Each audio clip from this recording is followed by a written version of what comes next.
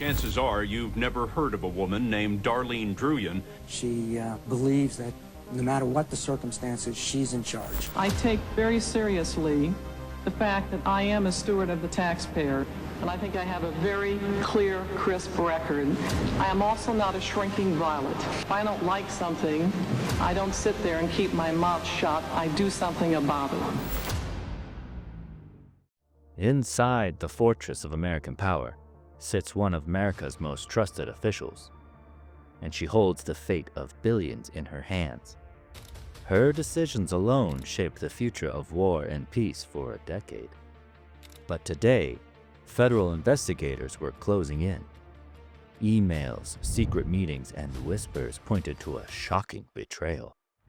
While negotiating contracts worth billions, she was making deals of her own. She called the deals parting gifts, yet the truth was far darker. But what had this trusted official actually done? And why would someone with so much power risk everything? Soon, everyone would see this wasn't just about money. How did the Dragon Lady almost pull off one of the Pentagon's biggest heists? And what did it take to bring her down? Before we show you how deep this web of corruption really went, let's talk about protecting your secrets. Because while these government officials have the power of the Pentagon behind them, you don't. These days, your data is more valuable than ever. Don't let it be tracked, logged, and sold without your knowledge. That's where IPVanish comes in. IPVanish is a no-logs VPN that encrypts your internet traffic, hides your IP address, and keeps you invisible from prying eyes. Whether it's advertisers, hackers, or bigger players, one click and you're protected on any device. Public Wi-Fi? No problem. Streaming geo-blocked content? Easy. Keeping your search history yours? Absolutely. Don't be the low-hanging fruit in a world full of digital surveillance. Use our link below and get up to 83% off IPVanish today, because in a world full of watchers, it pays to disappear. Darlene Druyan started as a contracting intern at Robins Air Force Base in Georgia. She was determined and tough, rising the ranks quickly. Her negotiating tactics were aggressive. This earned her the name Dragon Lady. And with a name like Dragon Lady, it doesn't take long to get attention. In the early 1990s, she was in charge of buying for NASA. President Clinton even got her to spend billions for the Air Force. Her tactics alone were responsible for saving critical Air Force programs. And as her reputation grew, so did her influence. She soon found that she alone shaped the future of the American military. Then, everything changed. The world and the Air Force would never be the same after September 11, 2001.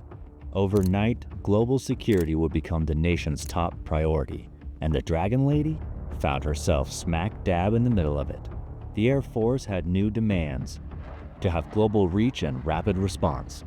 And suddenly, its fleet of KC-135 tankers were in high demand. These planes are essential for refueling bombers, fighters, and transport aircraft. But the planes were old and suffered from years of deferred maintenance. Air Force leaders were scared of catastrophic failures to critical missions. To be clear, the Air Force needed modern tankers, and fast. The push to replace the tanker fleet became almost desperate.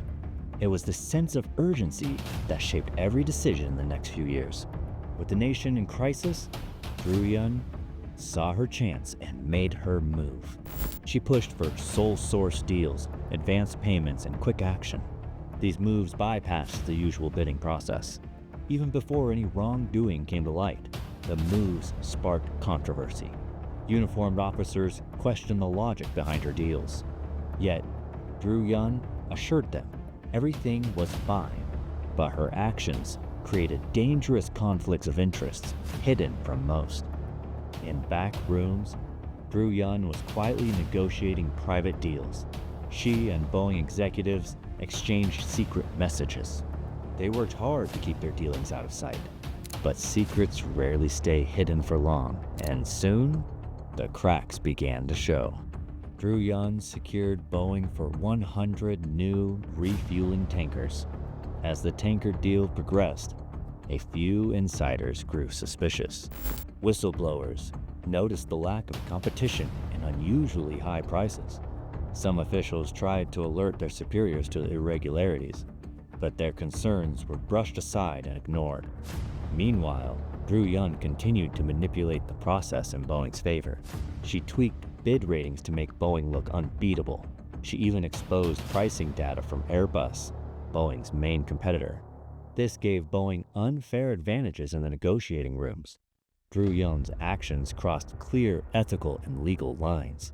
Her motives shifted from serving the Air Force to serving herself. She became obsessed with securing her family's future at Boeing. The line between public duty and private gain blurred beyond recognition. With each passing day, the risk of exposure grew. How long could she keep secrets hidden from those watching? The answer? Not long. In the halls of Congress, someone was already asking the right questions. In 2003, whispers began in quiet Washington corridors. Senator John McCain was the first to catch wind of the tanker deal. He noticed the Air Force's excessive use of the sole source style contracts. The staggering price tags were too hard to ignore, and the explanations just didn't add up. He confronted Air Force Secretary Jim Roche in tense Senate hearings, but Roche stood by the deal. Yet McCain's instincts told him something was off.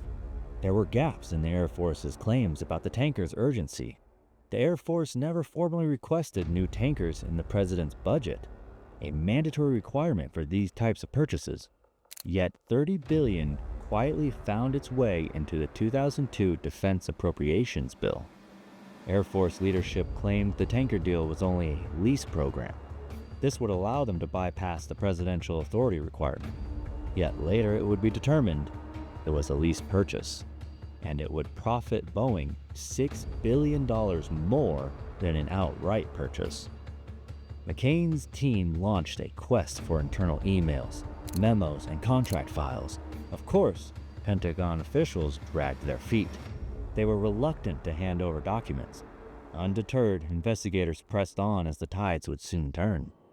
In July 2004, Drew Young went in for a polygraph test.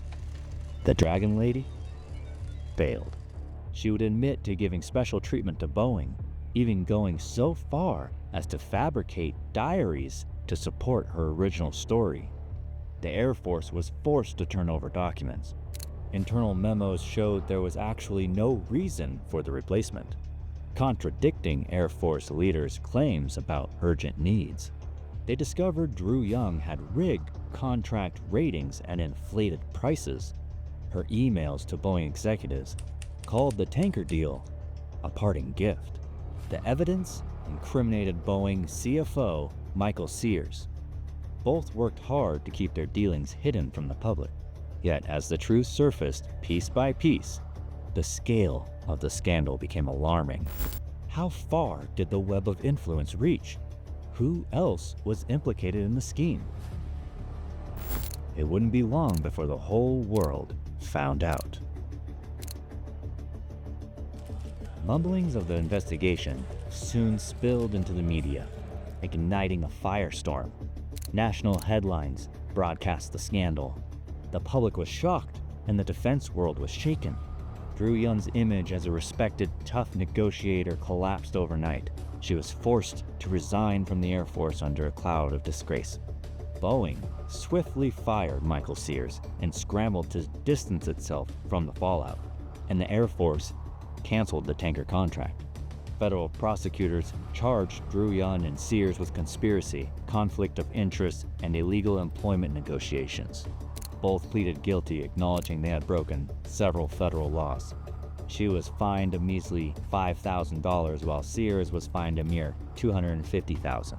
She was given 9 months in federal prison with 3 years supervised release, and he received 4 months and 2 years probation. The Dragon Lady got 150 hours of community service. The corrupt CEO, he got 200 hours. And as for Boeing, Boeing had to pay a record $615 million settlement, the biggest at the time. Could the Pentagon's purchasing system ever fully recover the public's trust? And if open contracts could be manipulated, what about the billions spent in secret? Just as the dust seemed to settle, new questions emerged from the shadows. Investigators found signs that Drew Young's influence lingered in contracts long after. Some deals still bore the marks of manipulation and favoritism. People inside and outside the Pentagon began to wonder, was Drew Young truly acting alone? Or did others know and turned a blind eye? Today, the defense budget continues to swell, surpassing $800 billion annually. With so much money at stake, the temptation for abuse only grows stronger. Experts warn of persistent oversight gaps. The Pentagon still has yet to pass a defense budget on time, and delays and continuing resolutions create confusion and opportunities for mismanagement. But what about the Pentagon's black budget, the shadowy world of classified programs? Every year, tens of billions flow into secret projects that escape public scrutiny. These programs are shielded from most audits, details hidden from Congress.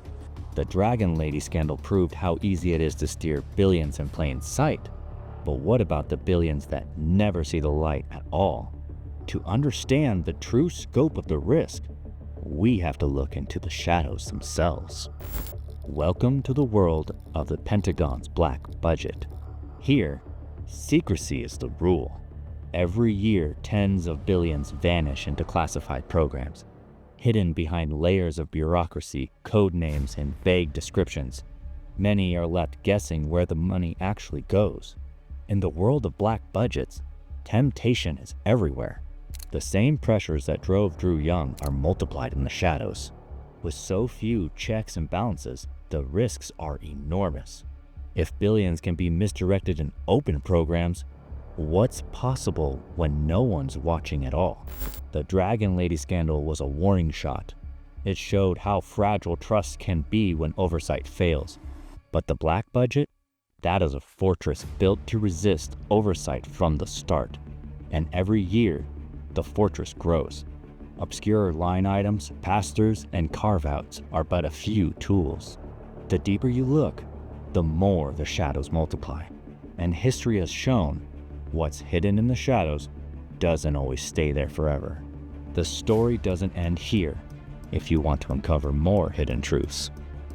If you enjoyed this deep dive into one of history's most intriguing cases of manipulation and deception, don't miss what's coming next. Together we'll uncover the truth behind the biggest deceptions, government money, and stories that shape our world. Hit the subscribe button and stay informed.